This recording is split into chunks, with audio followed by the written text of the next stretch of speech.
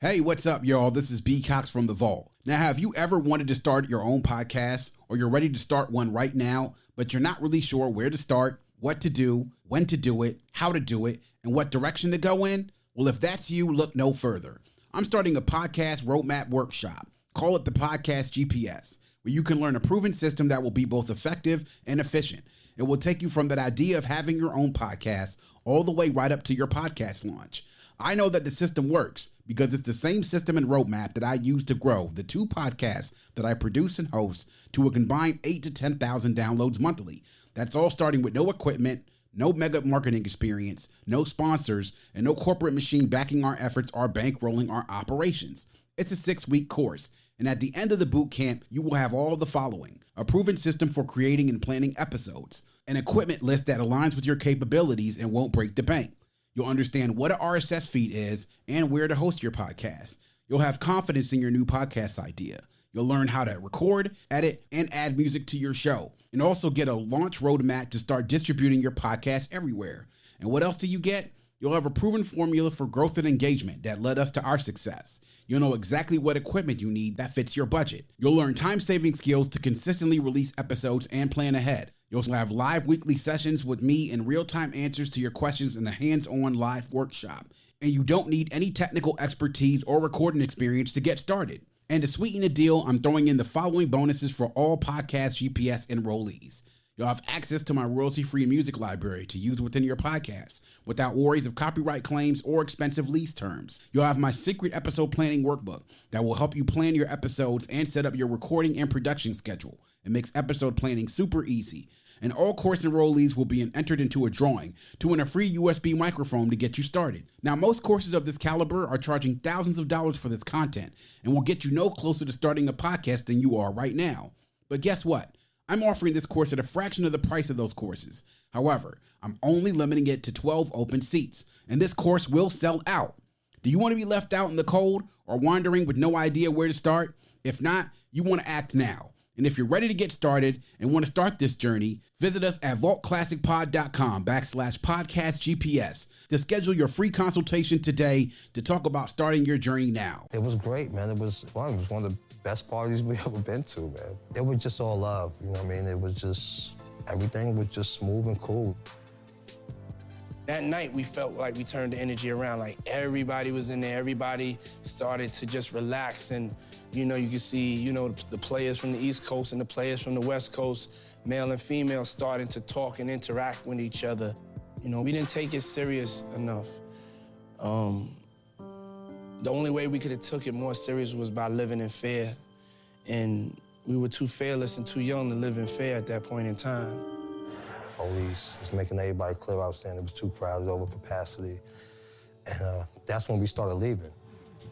When Big Car came, we all got in the car and we followed Puff. And when we first got out and pulled out at the light, Puff caught the light and we didn't. And we was stopped at that light. The next thing you know, this car pulled up and just started firing shots in the car. Didn't yell, didn't say nothing. Just pulled up and we just heard shots. 911 emergency, what are you reporting? We're on Fairfax and Wilshire. What's wrong? We're man shot in our car right now.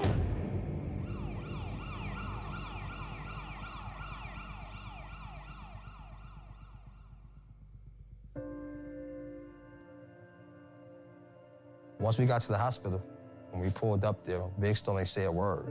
By that time, he was unconscious. You know, some of the other people jumped out the other truck to help get him out. When we left the party, Heavy D called me over to the car and he said, I think something happened to Biggie. I think you should go to the hospital. And so it was just, I immediately kind of started panicking.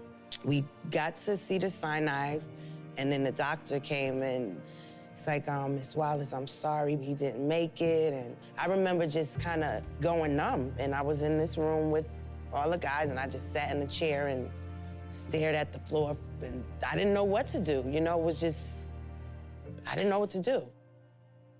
I came in the room, somebody was like, yo, Big ain't make it. I was like, what? You know, this is somebody that like, you know, took me out of my neighborhood and raised me since I was a kid. I just had ran back outside and just started crying. it was just like how 1 second can change your whole life. And the 1 second went from, as people will tell you, the greatest party ever to, the worst tragedy imaginable. Welcome to the Vault Podcast, classic music reviews, presented by IV Creative. Now, here's your hosts, B. Cox and the crew. Greetings and welcome, ladies and gentlemen, to another edition of the Vault Podcast, classic music reviews, presented by IV Creative. It's a perspective of the classics from a fresh point of view. We appreciate you for taking your time and lending your ears to our perspective. You could be anywhere listening to anything, but you're right here with us, so we thank you. With you today is yours truly, B. Cox, and with me I have the crew once again. Of course, you know him well. He is the host and creator of the Raw Sex Podcast. Make sure y'all check that each and every Friday. Make sure you're following him as well on IG and also on Twitter. I'm talking about none other than Cousin Damo, a.k.a. Dominique Marks. Raw Sex Podcast, back in effect. Make sure y'all go check it out. Follow my man on social media. Support. Go ahead and get the support out there. My man's a great follow on social media. His takes and the things that he posts will have you cracking up all day long, but make sure you go follow my man and check the show out each and every Friday. As we always like to say on the show, support is free, so make sure y'all do that. And then, of course, with me as well, my other boy, J.O., in the place to be. Guys, thank y'all for joining me, and thanks to all the fans out there, stateside and worldwide, for continuing to push the numbers up and continuing to spread the word about the show. Guys, we appreciate all that you're doing. And a reminder as well about a few things. One, the Vault Podcast Record Club, our private Facebook community on Facebook. Make sure you come check us out there to join us and talk about some old school hip hop, R&B, and reggae. As well, the Buy Me a Coffee to support us monetarily by giving a small donation to make sure that we can continue to open the vault. Links for both of those are in your show notes. Make sure you check that out. Join the Vault Podcast Record Club, Buy Me a Coffee, and support us monetarily. Let us know that y'all appreciate it so we can continue to open the vault. And of course, if you heard the first ad today, we're doing that podcast GPS course. Of course, any of you all out there that have ever thought about wanting to start a podcast, you have no idea where you want to go, how to start, and anything else, go ahead and click on the link, also located in the show notes, to sign up for a free consultation. It's a 6-week course. I take you from beginning all the way up to the end, which is the start and the launch of your podcast, and gives you all the tools you need in order to be successful. As we always say here in the Vault, our motto is hashtag open the vault, hashtag nothing but the classics, or MBTC. And today, not doing an album review, but doing something probably just as important, if not more important. And it's to mark a day that obviously does live on in infamy. March 9th, 1997. Now, the date, March 9th, 1997, for any of you who follow hip-hop and follow music, should have a great bit of significance to it. And not for a good reason. But this year marks 25 years since the murder of Christopher Wallace, better known as Notorious B.I.G. or Biggie Smalls, in Los Angeles. It's been 25 years, guys. It's crazy how time has passed, that it seems that literally does really seem like it was yesterday when the news of this dropped. And I remember when it happened because it happened on a Sunday. And finding out the news about it, it was a crazy story in itself. And I'll tell that story about it when we get a little bit further on into the program. But 25 years since Biggie passed away, man. Really, we want to talk about a seismic movement and seismic event that shaped the culture and really shook the industry up, because this is a rapper and an artist that you see that was really at the top of the industry and was getting ready to release his second album, which was highly anticipated. So it was something that the majority of us, when we found out about it, literally hit us out of left field. And not to mention, it was 6 months after the death of Tupac Shakur, who was shot in Las Vegas. And he actually was on life support for 6 days before he passed away. But the particulars about what happened, of course, with the murder of Biggie. Now, this happened as a result of him going to L.A. in February of 97 to promote his upcoming second studio album, which was Life After Death. And he was also there to film the music video for the first single, which is Hypnotize. On March 5th, he did give an interview with The Doghouse, which is on San Francisco's KYLD. He said that he had hired security because he feared for his safety while he was out there on the West Coast. Now, it's been noted that Biggie did have some apprehension about going out to Los Angeles in order to go for the Soul Train Awards and also to film the video. But, you know, from what I understand, Diddy kind of pushed him out there to sort of say they needed to promote the album. It was coming up. It was going to be something necessary they needed to do. So that's what needed to happen. So as they're out there and leading up to the dates of the Soul Train Music Awards on March 7th, he actually presented a award to Tony Braxton at the 97 Soul Train Music Awards. While he was there, he actually was booed by some of the audience. And considering this was a few months after Tupac's death, you can understand. The following evening on March 8th, he and a bunch of the folks from the Bad Boy Entourage were there, and they went to that party, which was at the Peterson Automotive Museum in West Los Angeles. Now, a lot of people were at that party. It seems like everybody was at that party. I mean, not just we're talking about the Bad Boy Entourage, including Diddy and Lil C's and everyone who was with Bad Boy, but also Faith, of course, was there as well. Aaliyah, Chris Tucker, Kadada Jones, the Wayans Brothers, Genuine, Irv Gotti, Jewel, Jermaine Dupri, The Brat, Missy, Timbaland, Kenny Burns, DJ Clue, Clark Kent, DJ Quick, Ed Lover, and lots of members, people noted there, were members of both the Bloods and the Crips. So it was a huge, huge event. And the party actually was shut down by the LA Fire Department because, one, the party was overcrowded, and because it was lots and lots of smoking inside. And you could imagine, if there's a music industry party, especially back in that time, there was going to be lots of smoking. So they shut down the party right around 12:30. Biggie left with his entourage, and they had 2 Chevy Suburbans. And they were about to go to attend an after party at Steve Stout's house, which is actually in Hollywood Hills. Biggie traveled in the front, in the first passenger seat in the first Suburban with his associates, with D-Rock, his boy D-Rock, Lil C's, G-Money. And then Diddy was in the other vehicle with Eugene Deal, a.k.a. Gene Deal, who was a big Bad Boy security detail, Tone from the Trackmasters, Stevie J, and their driver, Kenny. And the 2 SUVs were trailed by another Chevy Blazer, which was carrying the Bad Boys director of security, Paul Offord, and was driven by an Inglewood off-duty police officer. So at about 12:45, the streets were crowded. People were leaving the museum. Biggie's SUV stopped at a red light at the corner of Wilshire and South Fairfax Avenue. And then 2 minutes later, a 94 to 96 Chevy Impala pulled up beside the Suburban. The driver was a black male, rolled down his window and drew a 9mm and fired at the SUV. 4 bullets hit Biggie. And Biggie's entourage then took him over to Cedars-Sinai Medical Center, and the doctors performed surgery on him, but he was pronounced dead early that morning at 1:15 Pacific time. He was only 24 years old. Now, a lot of theories surrounding about what happened with Biggie's death, and there were a number of different either documentaries or theories that happened. The first one that we'll talk about, of course, was the theory that was made by Chuck Phillips and Matt Late of the Los Angeles Times that said that there was a key suspect in the murder was a member of the Southside Crips that was acting out of a personal financial motive rather than on the gang's behalf. So that was one theory. The second theory, which is one of the more popular ones that was out there, was one that was written by Randall Sullivan, who in his book Labyrinth said that they compiled information about not only the murder of Biggie, but then also by Tupac, by information provided by retired LAP detective Russell Poole. Now, in that book, Sullivan said that Suge Knight, who was the founder and CEO of Death Row, that actually conspired with corrupt LAPD officers David Mack and Rafael Perez to kill Biggie, to make both of the deaths seem like they're a result of this war, this rivalry, the AKA infamous East Coast, West Coast beef. So that was a book that stated that Mack, along with Amir Muhammad, who was considered at some point people to be the lead suspect in Biggie's murder, was based off of evidence based on, by an informant at that time was called Psycho Mike. And also the resemblance of what people said of Amir Muhammad to somebody who was there close around the time, according to the investigation. Now, as a result of that, Nick Broomfield, who was a documentary filmmaker in England, released a documentary with Biggie and Tupac based on information from the book.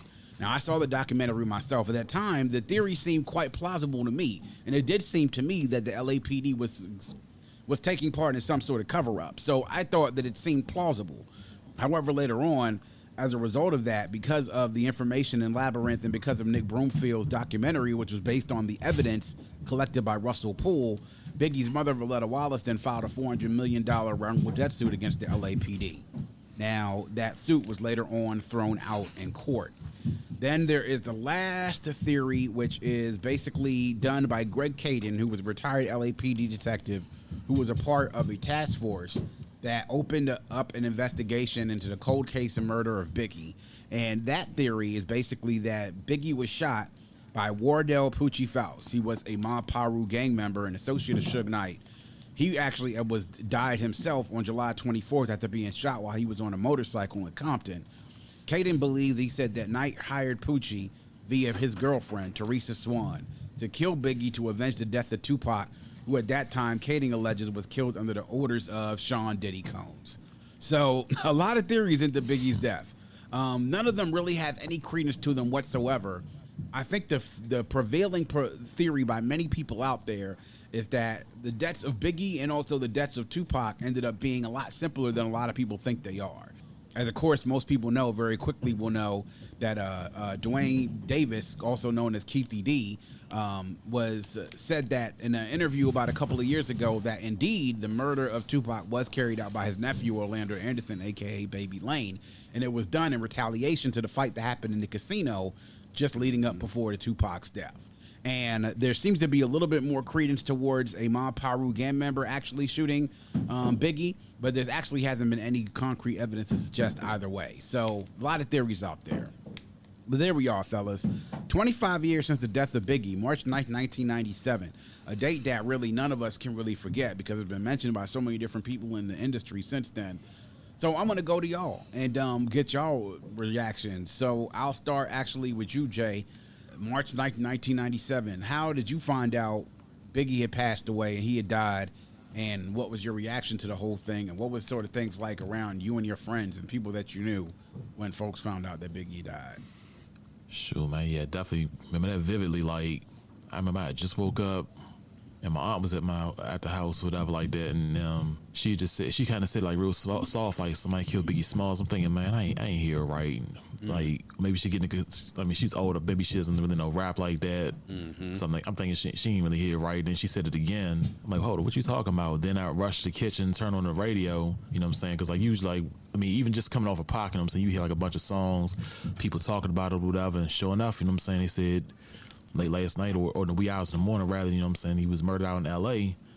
So I was just like taking it back, like we were just getting over, like, you know what I'm saying, with Pac and everything like that. So it was just like, what the fuck, like yeah. What's going on, like, right, exactly, you know what I'm saying. Then you start, you know what I'm saying, those days before social media, we started calling our friends and everything like that, like yeah, it's like, young, what the hell, like yeah, shit, like had a bad feeling because I remember the joint, like he was at the award show and got booed and everything like that. Yeah, he was like, "What's up, Cal?" I was like, "Oh shit!" Like, yeah. Even back then, I was thinking, man, that if that was me, I'd have went. If I had to be out there, I'd have went out there, did that promotion, been on the first thing smoking out of that joint. Exactly. Like, right. You'd had no chances. Yeah, you know what I'm saying. But like, yeah. So then, just the news setting in, and then of course going to school, people talking about it, everything like that. It was just craziness. Yeah. It was definitely shocking.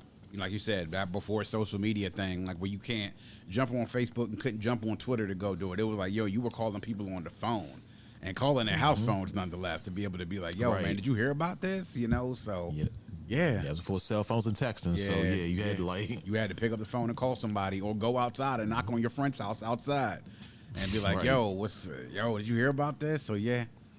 So Damo, what about you, man? Your reaction when you found out Biggie died, and then what it was like around your group of friends and people when y'all was discussing, you know, the shock about when he was gone. I remember being up. I saw it in the middle of the night. I was up on MTV. You know, MTV used to have that breaking news. Yeah. Rapper Biggie Smalls. Like, I was like, what? Yeah. I said, and the first thing I was like, what the hell are you doing out Cali? Yeah. Like, yo, a blind man knew that it wasn't safe for you to be. It's too early. What the new saying? Too soon. Yeah. It's too soon to be out there right now. Whatever, after, you know, park down or something. Like, first thing came to my mind was, Suge got him. Yeah. That was the first thing that came to my mind. But I remember just talking to friend, Bama's, we young, so we like, man, this daggone East Coast West Coast beef crazy. They done took two Bamas up out of here, and within seconds for real, it felt like like we just getting over this now. Biggie gone, 6 like, months. Yo, this young crazy. 6 months. And then next thing you know, he got the album Life After Death coming. So it's like, yo, what in the world? Yeah. And you hear like skits on there, like, hold on, this don't sound. I'm gonna kill you, motherfucker. Like, hold on. Did this man see this show? He have a dream about this show? Like, yo, what the hell? Yeah. It was wow, man. Like that discussion that you had with your friends, I felt like was really critical. For me, I knew that this happened. I remember because like when you got the news, March 9th was a Sunday, if I'm not mistaken.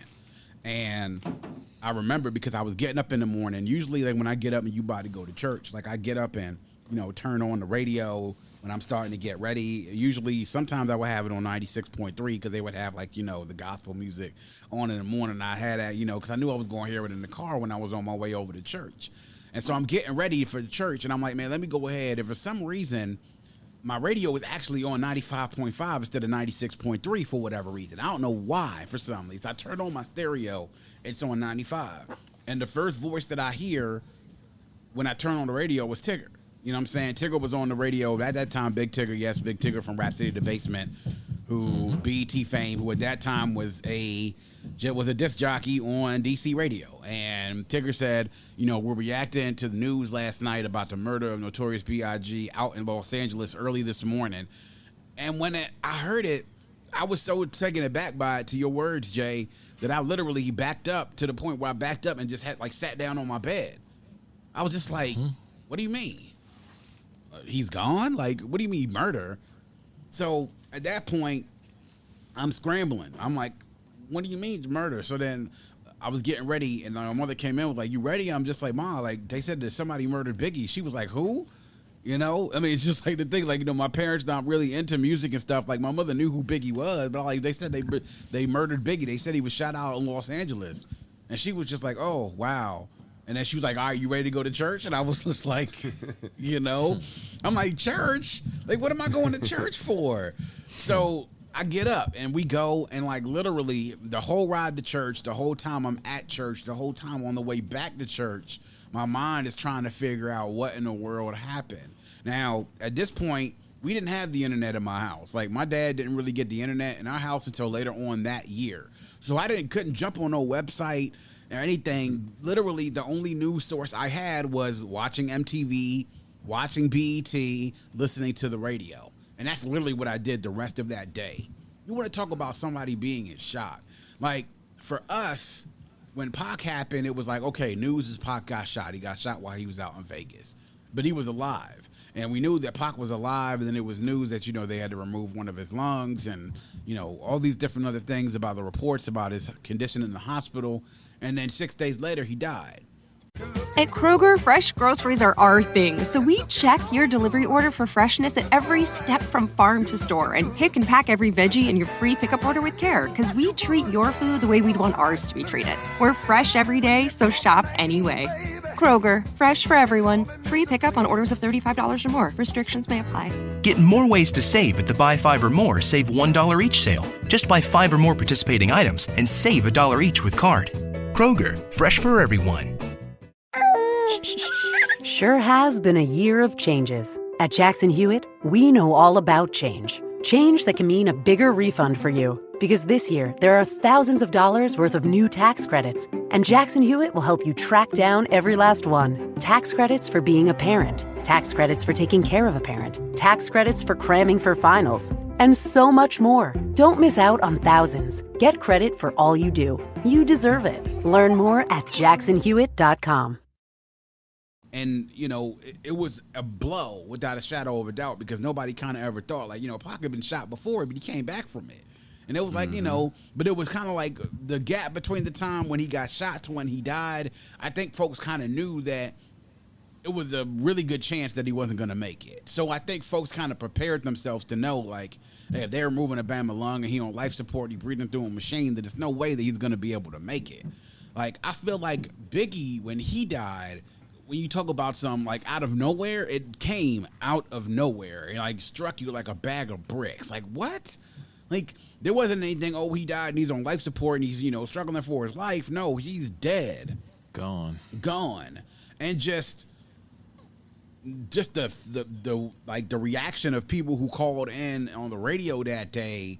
People were upset. Some people were really, really upset. And then you get to school the next day. And that's all everybody's talking about. That is a topic of conversation that everyone has. I mean, every class you go to, like you see different classmates throughout the day. Oh, this or whatever, man. What happened? Or people said this and that and everything else. And in the meanwhile, you're kind of stuck with this. Damn, that's really it. Like, there's nothing else. Like, he's gone. There's no more music from Biggie other than what we got was about to come out. This is it. He got 2 kids, his former, ex-wife and everything. Like, it's just really just hit you out of nowhere. And at this time, 15 years old, hip-hop is a big part of your life. And it's just like, well, damn. And for me, Biggie was one of my favorite rappers. I was a fan of Tupac, too. But to me, I was like, if I had to be a bigger fan of one versus the other, I was definitely a bigger fan of Biggie than I was of Pac. And then that kind of hit me hard, and I was just like, "Wow!" So then I know that the days afterwards, they're like showing, all the Biggie videos and the old songs, and then of course there's the funeral. In the funeral, which many people saw, the archive footage of it afterwards of, them riding the hearse through Bed-Stuy one last time, and then somebody turning on Hypnotize, and it just really was really surreal to be able to see that this shit was actually happening, man. So.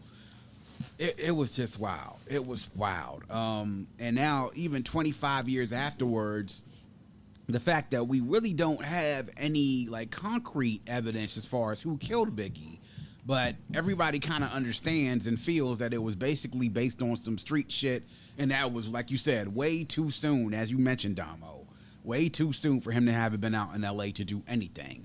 And I understand having to promote the album and, shoot a video and everything else like that. Like, I would have been in Cali maybe for a cold 48 hours, and then I would have been out as soon as I was done. But the fact that it happened at the after party at the museum, the fact that so many people from the industry literally saw this crime go down, because it was like less than 50 yards away from where the exit was, where everybody was at the let out, so... If I would have stayed there that long, because Jay Prince did his little run when he was promoting his book, and he said that he contacted them, Biggie and Puff Daddy or whatever, to tell them that, hey, the hit was out. Yeah, exactly. Yeah. And he said he was trying to get to Cali before then, but, before then it was too late. Yeah. So, somebody call you, tell you the hit out, hey, what you staying in town for? Yeah. Shoot. Yeah. 48 minutes, but that was me, man. Right, 48 minutes, exactly. To think that something like that is quick and it's like literally you're leaving an after party. So it's like if it's any time really where you think where people are gonna get you, it's about as good a time to get anybody. Leaving an after party, things like you're probably sitting there drinking, smoking and stuff, and y'all getting ready to leave. You left the club party before. For me. You left the club before. That's the perfect time to get got. Yeah, exactly. Right. It'd been no party for me, man. Fuck yeah, that. exactly. Business. Exactly. Facts. Exactly. I wouldn't have been out partying in LA, man. Like, no way. And then to think that he was put in the passenger seat. Now I understand Biggie a big dude, so you know what I'm saying? You gotta pretty much put him in a seat where he gonna have a seat to himself, but to understand and know, like, I don't know who was running security at that time, but to have Biggie in the passenger seat, to have him exposed like that, knowing that if somebody run up on the car, they're gonna run up on the passenger seat. It was the same thing like with Pac when Pac got shot. Pac was in the passenger seat while Suge Knight was driving. So it's just like you try to think about somebody maybe they could have put him in the back seat, maybe see if they could have got 2 guards to sit on either side of him. And like I said, I know Biggie was a big guy, but just thinking about logistically all the things that happen. Like, damn, what if they would have done something like this differently? But then I'm like, the whole back is that he shouldn't have been out there in the first place. He shouldn't have been. All these different theories. Like, I don't know if either one of y'all, Damo or Jay, have seen the Biggie and Tupac documentary by Nick Broomfield. But, Russell Poole, who is the one who basically provided the theories that was in Labyrinth, Russell Poole actually passed away, I think I want to say like now 8 years ago, as a matter of a heart attack. that investigation took a toll on his life. It basically ended his career with the LAPD, ended his career as a police officer.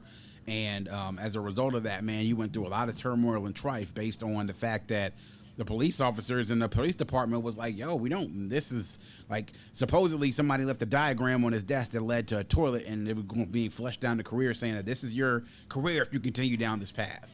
He actually passed away. On my birthday, too, it tripped me out. Yeah. But yeah, like, he definitely, like, poured his all into that, like, as far as, like, really, and I think it was more so because, like, it seemed like he had developed some type of rapport with, you know what I'm saying, Ms. Valletta Wallace, like. Yeah. You know what I'm saying? Because, of course, she was, like, just heartbroken, like, her heart was gone, like, so I think this made him work that much hard, like, you know what I'm saying, to try to figure all this out, but here we are today, and there's still questions unanswered.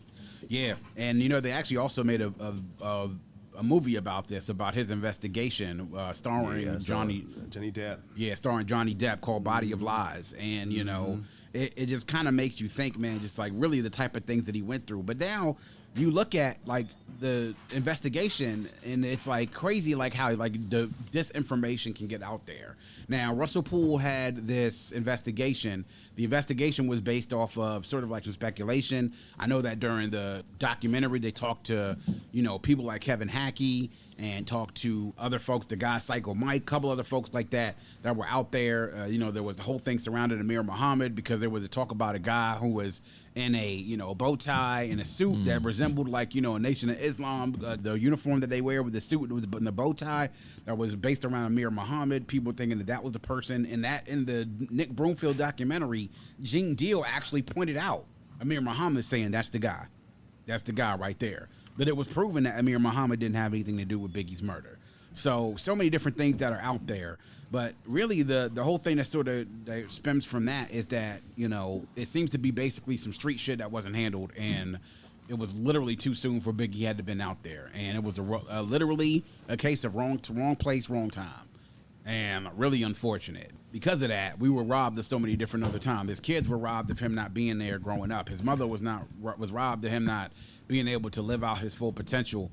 And, the music world was robbed of so much more music that we know. I mean, like, Biggie was still ascending at this time, as we'll hear later on this month. We're going to be doing a review of Life After Death, which is Biggie's second album. He was still ascending at this time. I mean, I would even say at this point, like, Ready to Die was one thing, but Life After Death, like, when you look about the two albums, you see the progression that he made as an MC. Like, he was definitely, I would say, while he was raw on Ready to Die, on Life After Death, he was definitely a lot more polished, His storytelling went to another level. Like, so you see when people are starting to progress, when they make those jumps and those leaps and bounds, that that progression is going to be something crazy. So both of y'all saw Body of Lies? Like, Damo, did you see? You said you saw Body of Lies, didn't you? Yeah, I saw Body of Lies. I didn't know what it was at first when it started going. I didn't know that was the movie. I was just watching it, and I was like, why this don't sound like... This don't seem, because this before, in the beginning, it starts with another killing. Yeah. That ends up getting looped around into that, where he has, I guess, the Lopez guy. Yeah. He has him, they have him interrogated, and then next thing you know, they go into that. I said, oh, this is Biggie, Joe. What the hell they put this movie out? Yeah. So I'm sitting there, I'm like, so I'm into it. Of course, whenever, it's one of them Jones, you got to get into it because, it's our history. Yeah. So I'm like, oh, this Joe crazy. I was like, I wonder if this was, I said, I done seen a couple of docs. I said, oh yeah. I said, oh, this must be the detective guy that, yeah. I was like, oh, snap. I said, it seemed like he had the Jones. Yeah. Yeah, it was... It seemed like he had the Joan put together, and then he died, so you can't really... Then, it seemed like evidence probably just got spilled around. They got rid of that evidence. Yeah. City of Lies actually was the name of the book. It was City of Lies, and it was starred Johnny Depp as Russell Poole, Forrest Whitaker as journalist Jack Johnson, also starred Rockmond Dunbar and Neil Brown Jr., So that actually came out, I believe it was, they said in 2018 in the Noir and Festival, and it was released in March 19th, actually a year ago in the United States. And there was actually, film was actually delayed in the U.S. due to some production problems and, things sort of getting out there. And there were a few things that sort of had this film delayed, and people were looking forward to seeing it. So Yeah, I definitely have to check out City of Lies. Even though I know that the theory itself is one that has been largely unproven, and definitely now at this point seems to be not to be the case.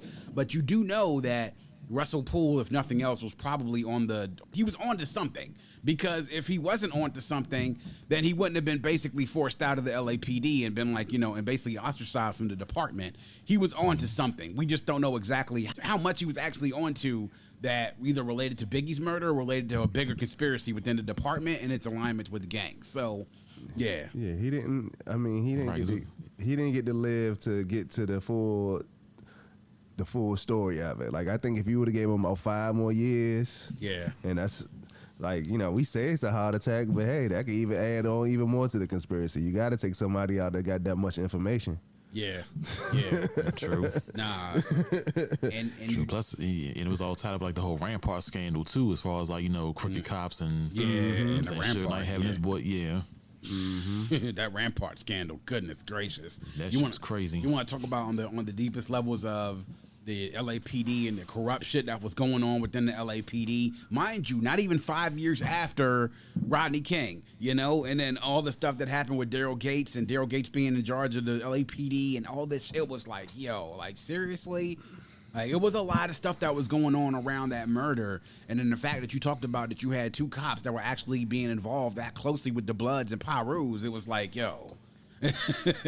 it was really some crazy stuff, man. But Biggie's murder really did have some reverberating effects around the industry. We talked about, Biggie had the crown as being king of New York for such a long time. And he still is revered. Even as 25 years afterwards, the Biggie is still known as the king of New York.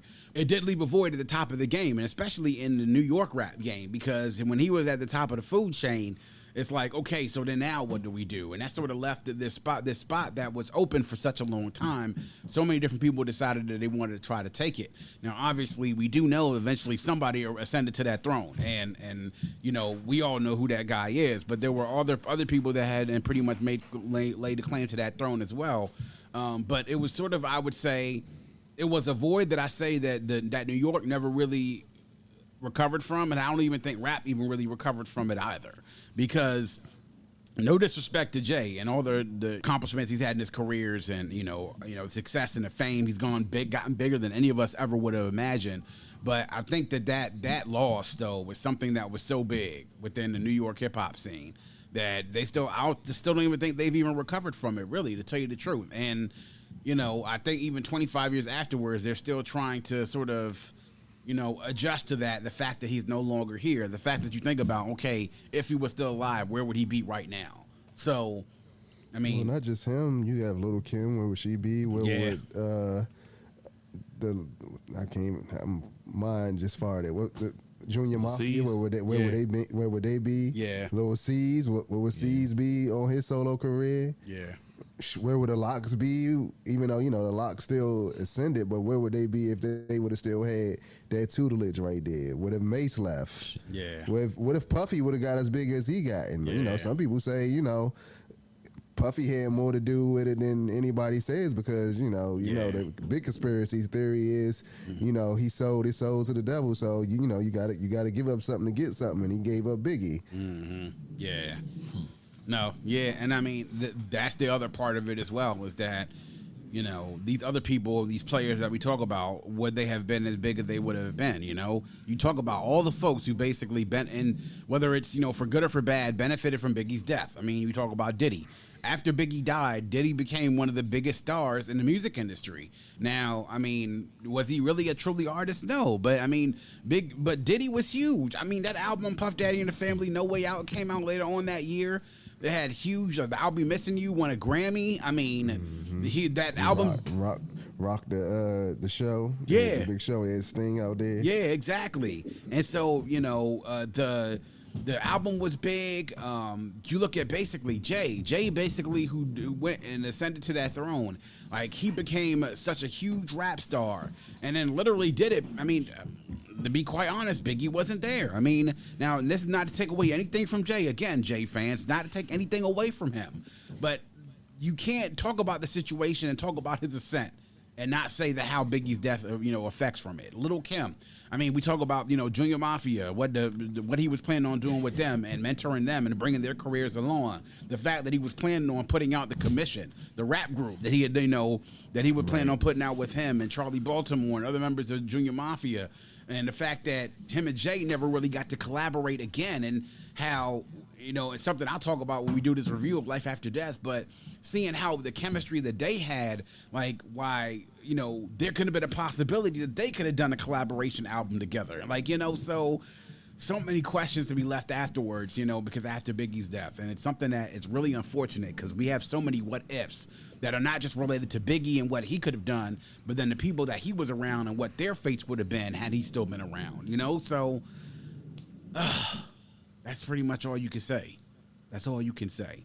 I mean, a lot of folks definitely, they would all tell you they would rather have him here because it seems like, the only one who really kind of prospered afterwards was Kim. Kim really found a way to prosper after he died, but the rest of Junior Mafia, the rest of them kind of just, they kind of just faded to obscurity for the most part. C's, Lil Sean, and all the other, the members of Junior Mafia kind of just faded to the background. And Kim sort of stepped up and sort of took her spot to, be one of the best in the game, and everybody else kind of faded to obscurity. And Diddy was his hip-hop CEO and mogul, and then he became a mogul overall to the point where he's one of the, wealthiest folks related to the hip-hop industry. And, he's created a legacy for himself 25 years later that, you think about where it all started. A lot of it started when he basically stepped to the forefront to be an artist because his label needed it. They needed him to be a star because without it, I mean, Mace had a big album and everything else, but his label needed a big star, and he was going to become that big star.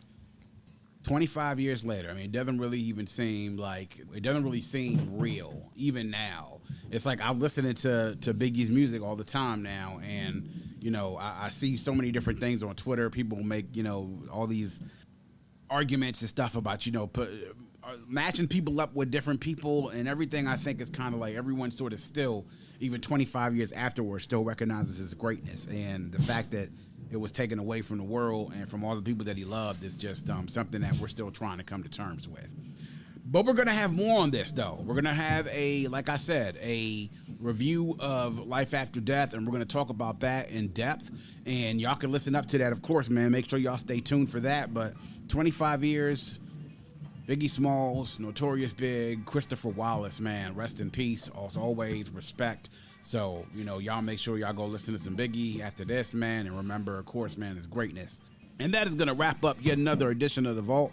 Please make sure you are checking us out on our host on the Red Circle. You can also visit us at vaultclassicpod.com. That's vaultclassicpod.com. You can go there, check out the site, leave a review, leave a voicemail as well. The mic in the bottom right-hand corner highlighted in blue. You can also visit our Buy Me a Coffee page, support the show monetarily, and you can also then go to our podcast GPS page. That's vaultclassicpod.com/podcast GPS. For our podcast course, we show you how to be able to create a podcast, how to plan, how to record, edit, and then have all the tools to keep your podcast consistent and have your recording schedule and all the planning, everything on point. Go ahead and check that out. Of course, the links are in the show notes for all three and also on vaultclassicpod.com. You can also reach us on social media at Vault Classic Pod on Instagram, on Twitter at Vault Classic, and on Facebook and YouTube, the Vault Classic Music Reviews Podcast. Like the Facebook page, subscribe to the YouTube channel, interact with us on social media. We do it here all for you. We appreciate the support, and if you have a friend, tell a friend, and make sure that friend tells a friend. Always remember to keep your headphones on and your music loud, but not too loud. And as we close, we'd like to remind everyone to dream big, because dreams are the basis for creation. Always create, motivate, and elevate, because you were never destined or created to stay stationary in this life. And on that note, we say peace. Thank you for listening and coming into The Vault. Please subscribe and visit us at vaultclassicpod.com. That's vaultclassicpod.com. At Kroger, we believe in higher standards for fresh. So we do up to a 27-point inspection on our produce. Like for oranges, we check for scarring and sunburn, allowing only the best produce to reach our shelves. Because when it comes to fresh for everyone, we believe the juice is worth the squeeze. Kroger, fresh for everyone. Get more ways to save at the Buy 5 or More Save $1 each sale. Just buy 5 or more participating items and save $1 each with card. Kroger, fresh for everyone. Jackson Hewitt needs you to know 3 things about filing taxes this year. 1, there are thousands of dollars worth of new tax credits on the table. 2, you have to file for them to make sure you get the right amount. 3, a Jackson Hewitt Tax Pro will help track down every credit you deserve. Tax credits for being a parent, taking care of a parent, going to school, and so much more. You don't want to miss out on thousands. Jackson Hewitt knows that. Discover thousands in tax credits and get your biggest refund guaranteed. Learn more at jacksonhewitt.com.